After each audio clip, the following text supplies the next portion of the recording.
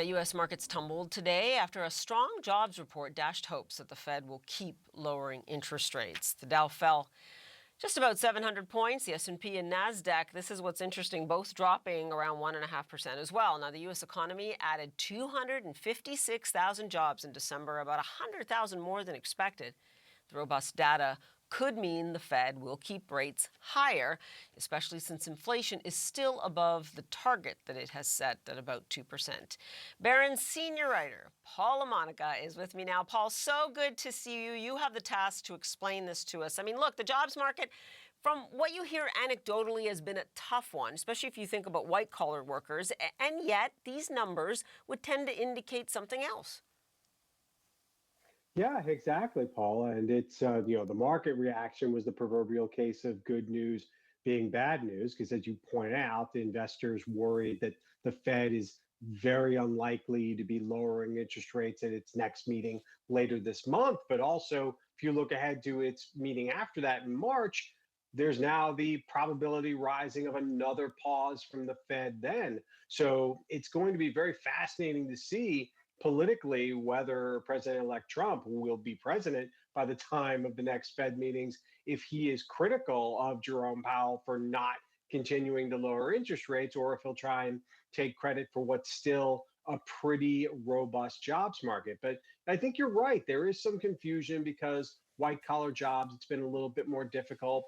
But wage growth has still been very strong. We've seen other areas, other jobs reports, the weekly jobless claims were very low. The ADP numbers, the JOLTS numbers that came out this week, not a lot of turnover. So this still seems to be a very resilient labor market that's defying all the odds and all the skeptics. Yeah, and again, the Federal Reserve is fine with that. They're not so keen on inflation, which is why the markets were down today. This is the rear view mirror of the Biden economy, as you were saying. What do you believe could be the effect here on interest rates when we keep hearing from a Federal Reserve that they say is data dependent? Yeah, that means that they are not going to make any drastic moves until they really see evidence that the data supports that. And I think, Paula, now the big question becomes going forward, if you get tax cuts from Trump and the Republican Congress, if you get more fiscal stimulus, does that add to the inflation concerns?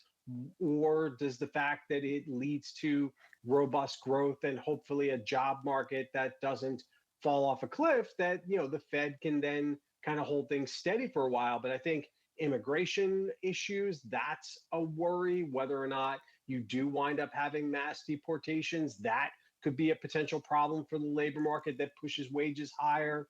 The threat of tariffs, some would argue that it's really just a one-time price increase, but that could also be viewed as inflationary. And I think all of this uncertainty is the reason why the market has been so volatile lately. That post-election honeymoon period pretty much dissipated in December, and we're still seeing a lot of volatility so far in the new year.